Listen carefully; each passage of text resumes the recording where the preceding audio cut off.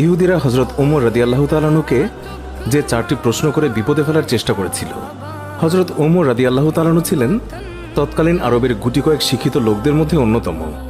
সমগ্র আরবে স্বল্প যে কয়জন লোক অক্ষর জ্ঞানের অধিকারী ছিলেন, হজরত ওমর রাদিয়াল্লাহু তাআলা আনহু ছিলেন তাদের মধ্যেই একজন।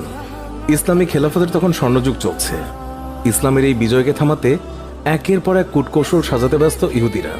তেমনি এক অপকৌশলের অংশ হিসেবে কয়েকজন ইহুদি ধর্মযাজক হজরত ওমর রাদিয়াল্লাহু তাআলা আনহুর দরবারে এলেন। তারা খলিফা ওমর রাদিয়াল্লাহু তাআলা আনহুকে প্রস্তাব দিলেন যে তারা 4টি প্রশ্ন করবে।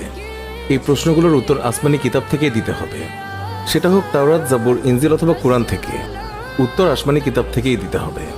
বলাই বাহুল্য, প্রশ্নগুলোর উত্তর আসমানি কিতাবসমূহে উল্লেখ আছে। মুসলমানদের কেউ এর উত্তর দিতে পারলে যাজকরা সবাই ইসলাম ধর্ম গ্রহণ করবেন। কিন্তু যদি কেউই প্রশ্নগুলোর উত্তর দিতে না পারেন, তবে যাজকরা ইসলামী খেলাফতের সর্বত্র এই পরাজয়ের কথা ছড়িয়ে দেবে, যার পরিণতিতে ইসলামী খেলাফতের ভাবমর্যাদা চরম সংকটের সম্মুখীন হবে। হজরত ওমর রাদিয়াল্লাহু তাআলা আনহু তাদের শর্তে রাজি হলেন। তারা 4টি প্রশ্ন করল। প্রথম প্রশ্ন, দুজন যমজ ভাই যারা একসঙ্গে জন্মগ্রহণ করে এবং পরবর্তীতে একই সঙ্গে মারা যায়, কিন্তু তাদের উভয়ের বয়সের মধ্যে 100 বছরের পার্থক্য। এরা কোন দুই ভাই? এদের মাঝে বয়সের এই পার্থক্য কেন? দ্বিতীয় প্রশ্ন, পৃথিবীতে এমন একটি স্থান যেখানে সূর্যের কিরণ মাত্র একবারই পড়েছিল। এর আগে কখনো সেখানে সূর্যের আলো পড়েনি, ভবিষ্যতেও পড়বে না। কোন জায়গায় এটি? তৃতীয় প্রশ্ন, একটি কবর, এর ভেতরে একটি লাশ, কিন্তু কথা হলো এই কবরেরও প্রাণ আছে, তার ভেতরকার লাশটিরও প্রাণ আছে। ওই কবরটি লাশকে নিয়ে ঘুরে বেড়ায়। একসময় লাশটি কবর থেকে বের হয়ে আসে, তো সেটি কোন কবর এবং কোন লাশ? চতুর্থ প্রশ্ন, একটি কারাগারের ভিতর একজন বন্দী আছেন। সেখানে বন্দীটি কোনো প্রকার শ্বাস প্রশ্বাস নিতে না পারলেও দিব্যি বেঁচে থাকে। এটি কোন কারাগার? আর বন্দীটিই বা কে?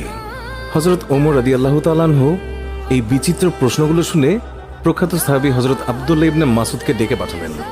তিনি ছিলেন আসমানি কিতাবসমূহের গবেষক এবং বিশারদ, বিজ্ঞ ফাকিহ এবং মুফাসসিরে কুরআন। হজরত ইবনে মাসুদ খলিফার কাছ থেকে প্রশ্নগুলো মনোযোগ দিয়ে শুনলেন। শুনে বললেন, আমিরুল মুমিনিন, আপনি কোনো চিন্তা করবেন না, তারা এখনই তাদের উত্তর পেয়ে যাবে। অতঃপর তিনি উত্তর দিতে শুরু করলেন। প্রথম প্রশ্নটি হচ্ছে, যমজ দুই ভাই যারা একসঙ্গে জন্মগ্রহণ করে এবং পরবর্তীতে একই সঙ্গে মারা যায়, কিন্তু তাদের উভয়ের বয়সের মধ্যে 100 বছরের পার্থক্য। এরা কোন দুই ভাই? এদের মাঝে বয়সের এই পার্থক্য কেন?